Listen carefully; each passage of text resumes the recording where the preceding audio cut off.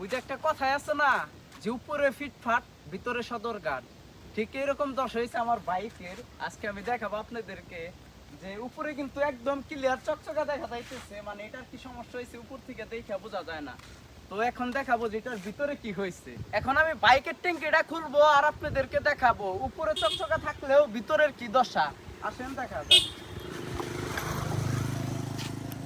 এই হলো আমার ট্যাঙ্কি, ঠিক আছে। ট্যাঙ্কির কি অবস্থা দেখতে পারতেছেন, মানে ভয়াবহ অবস্থা।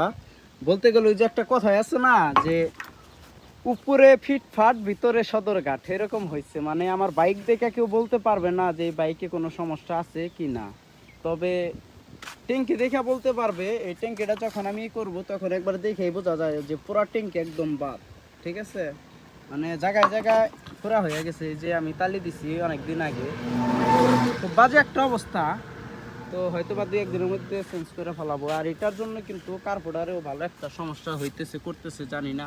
আর কিছুদিন যদি এইভাবে চালাই হয়তো বা এই কার্বোরেটরটাও বাদ হয়ে যাবে। আর এটা শোরুম থেকে নিতে গেলেই মোটামুটি 8 থেকে 9 হাজার টাকা লাগবে কার্বোরেটরের দাম। এর জন্য অনেক চিন্তায় আছি কি করব। এই বাইকের ট্যাঙ্কির জন্য আমি মাইলেজটা খুবই কম পাইতেছি।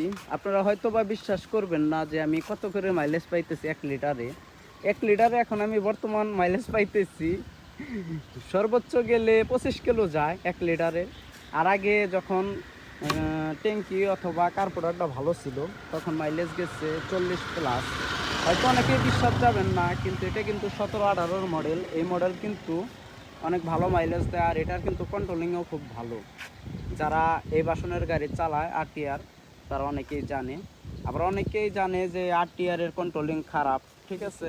আসলে ওইরকম না। এখন যে বর্তমান নতুন বাসনগুলো বাইরেতেছে ঘোড়া মার্কা, ওইটার কন্ট্রোলিং একটু বাজি। তবে 17-18 মডেলের কন্ট্রোলিংটা আমার কাছে খুবই ভালো। আমি এটা মানে চালাইয়া বলতে গেলে খুবই মজা পাই, ফিল পাই।